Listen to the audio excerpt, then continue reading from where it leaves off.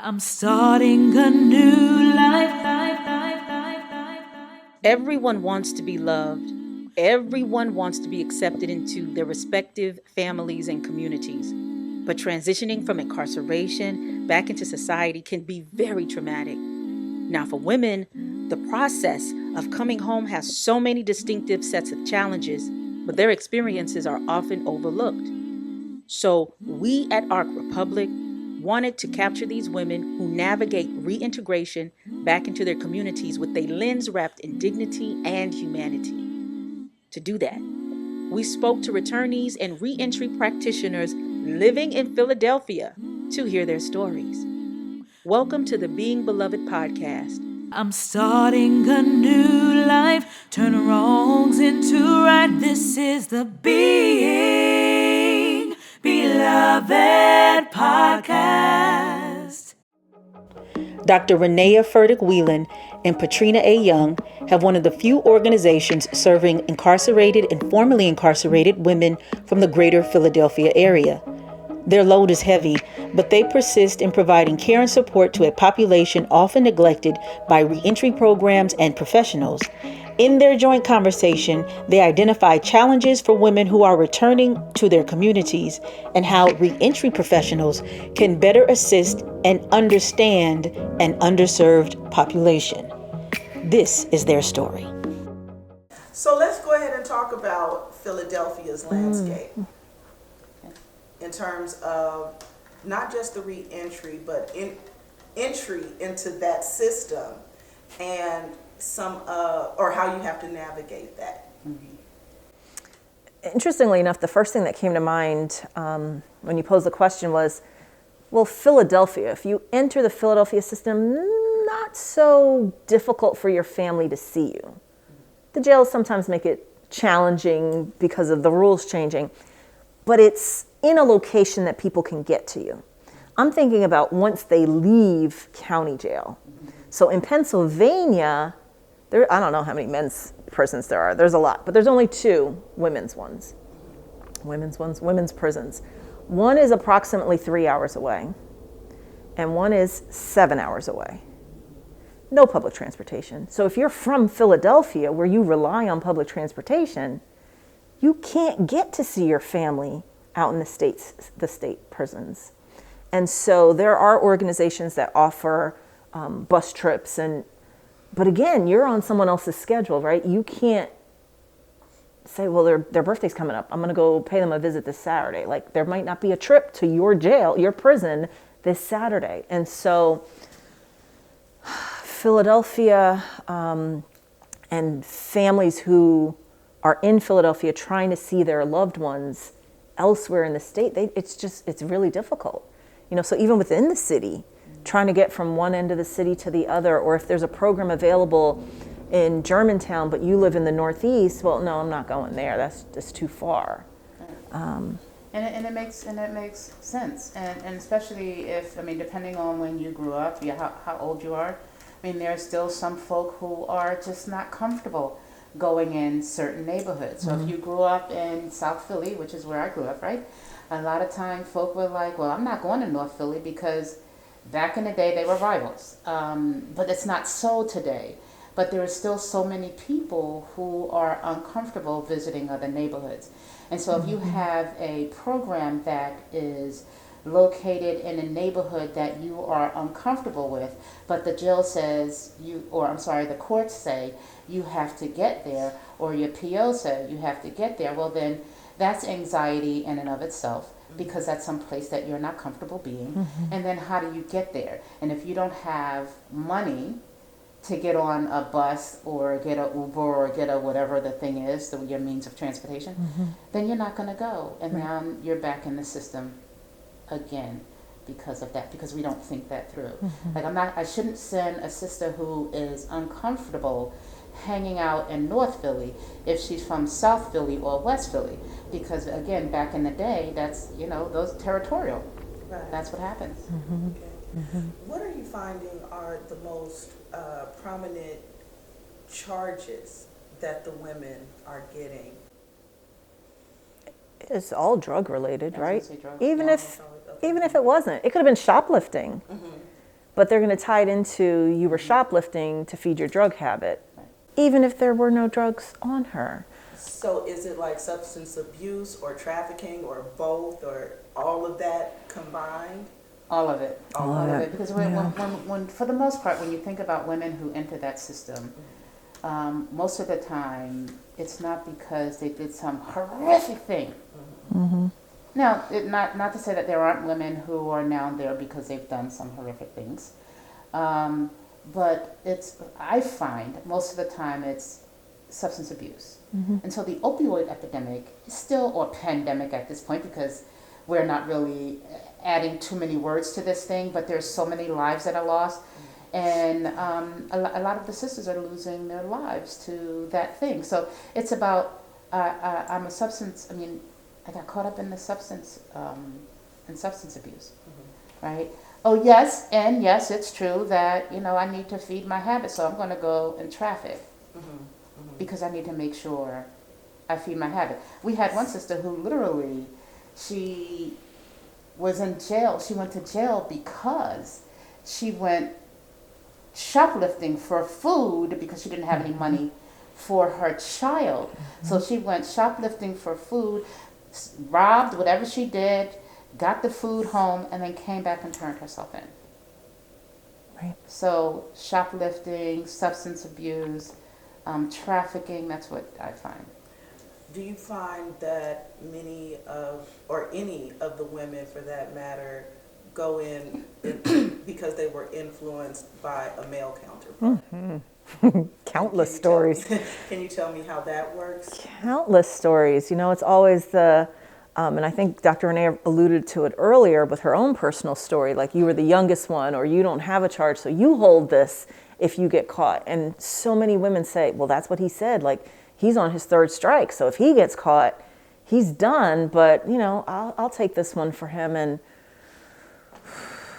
God bless your heart, but, come on now. It's not, right, it's not a slap on the hand anymore. And so, undying love, I'm going to pledge my love and my allegiance to this guy who don't think about you while you're in, right? So, unfortunately, they all learn that the hard way.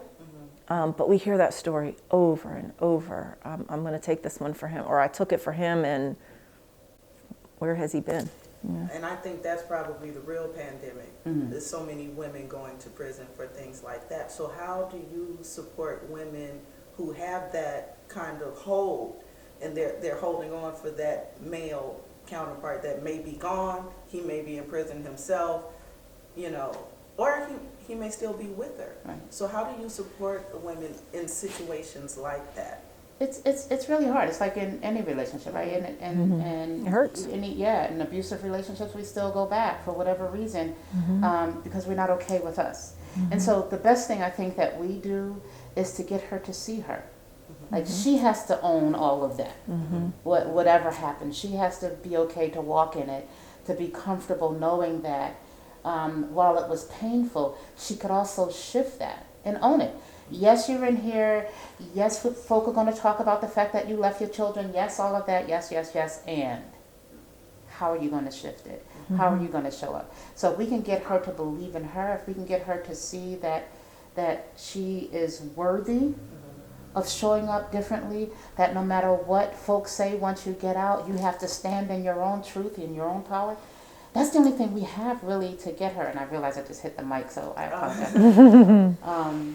We have to get her to stand in her own power. And what are some of the ways that you do that? I was going to say, one of the things that comes up, we never want to walk into a room and think that we're the experts in anybody's life, right? And so we might present a topic, and I might have an opinion about this topic and what I might think is right or wrong, but we generally don't give it. We present something, and then we let the room mull over it. And then they can debate. I think this is right. No, I think this is right. And let's talk about that. And so usually it is her peer, it is her friend, it is the person in there that she looks up to that says, you knew that relationship wasn't right for you, right? Or it's time to they will say something. So we never have to be the ones to say, be the voice of reason, if you will. Okay. And then it's like, well, what do you know? You're old. You're old, or, so we don't have to do that. The women always do it. And Dr. Renaya has been really good about, we present the women with questions that never a yes or, well, we do have yes or no questions, but something that's going to spark conversation. And some of them, we want the debate, right? Like, let's hear both sides of this. And what do you think? And what do you think? And why do you, and then they come to a consensus. So it's never us saying, come on now. Or we might have specific questions about relationships.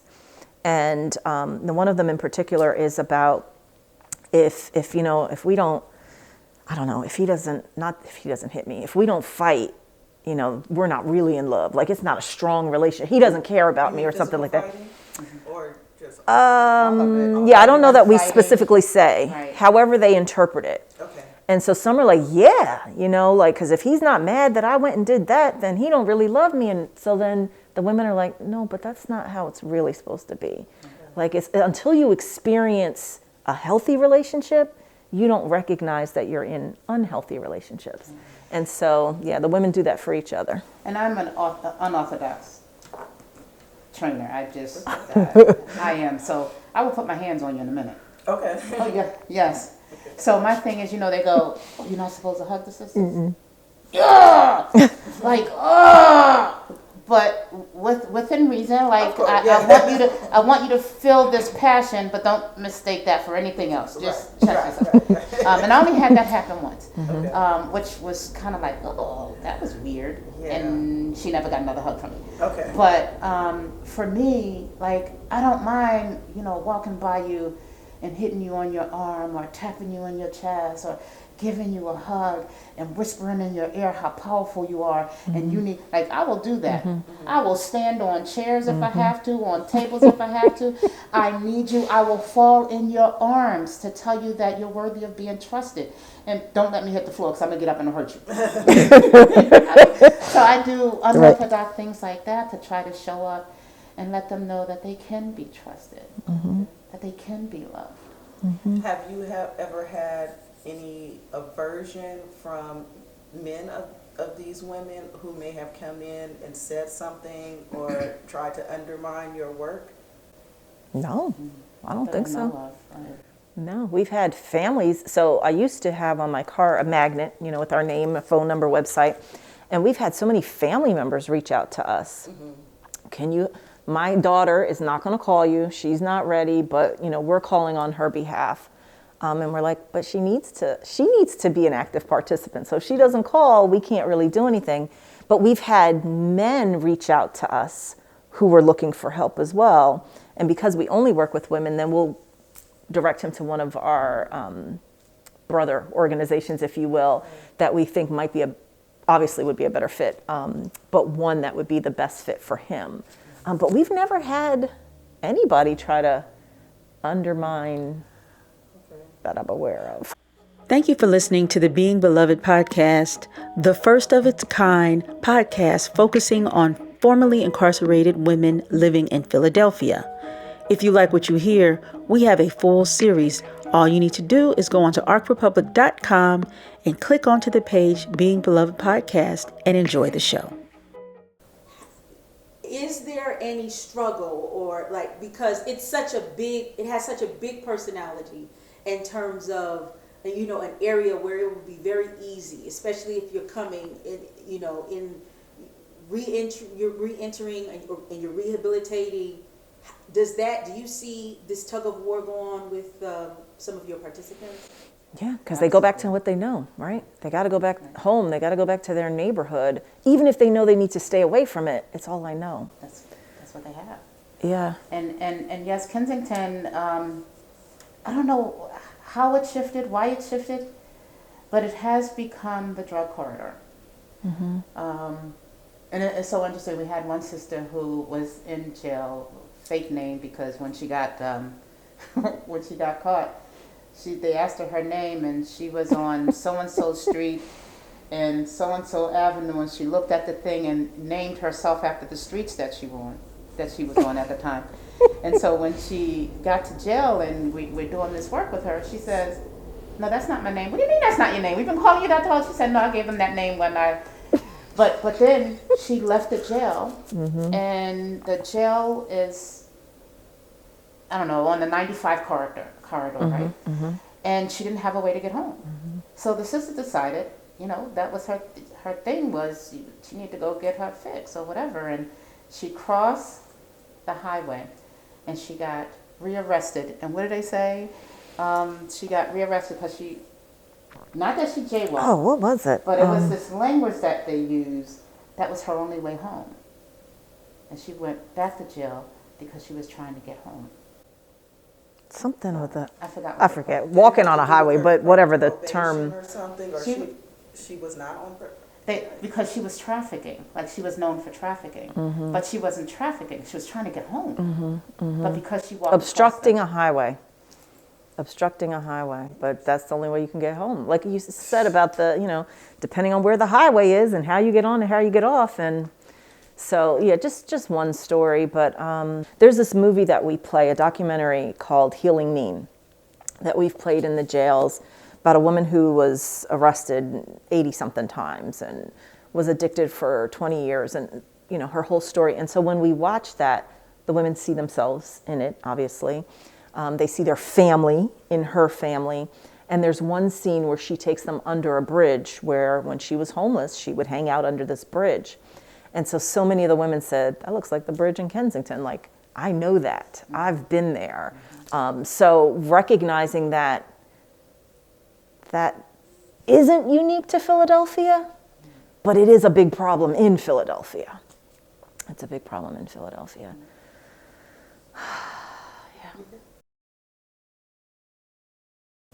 Well, go back to the question that I asked about identifying your own trauma in this work. And I asked that question because in my research I found that practitioners, particularly like COs and things like that who work directly with the population, they form attachments as well to try to heal their own self and their own trauma. So how do you guys work through that without subjecting your participants to that healing? For me, it's I have to do a lot of what I call, like I do meditation. And so cleansing. And whenever I would go into the jail, before that, I'm a praying person, so I have to pray. I guard myself up. I never show my hair when I'm in there, just protecting my body, my spirit, my energy. I do all of that when I go in. When I come out, I do a cleansing, stretching, making sure that I also, in terms of meditation, purify my heart. So when will you know your work is done? That was different than that. That was different than the first question. Now I want to know, Yes. Wow. Fantasy, my fantasy is I will know my work is done when the system recognizes that instead of holding my people in captivity for substance abuse issues, they will actually get them the help they need. I will know that my work is done when a woman who is mentally challenged is not put into captivity because you don't know what to do with her. And instead of getting her, again, the mental health treatment that she needs, instead of putting her in jail, you'll do that. I will know that my work is done when folk know that system is barbaric. I would know that my work is done when people see that there are other forms, there are other ways to get folk to shift the way they're being on the planet without putting them in a cage. I don't know when that's going to happen, but that's when I know my work is done. I'm starting a new life. We would like to thank the Valentine Foundation for providing the seed grant to make this podcast series happen. As well, a huge shout out to the LinFest Journalism Institute and the Knight LinFest Transformation Fund, where the Being Beloved podcast was developed under the Philadelphia Media Founders Exchange Program. And also, thank you to Love Now Media, who signed on as our first community media partner. Plus, we must recognize 5 Shorts Project and Sunkiss Group for giving the support we needed to finish this epic first series and bringing the project to Cherry Street Pier number 9 for a live launch. Now, if there's anyone on the inside listening to this podcast, know that we see you. And for those coming home, know we embrace you and wish you a healing journey and transformation. Until next time, be beloved, beloveds. I'm starting a new life, turn wrongs into right. This is the Being Beloved podcast.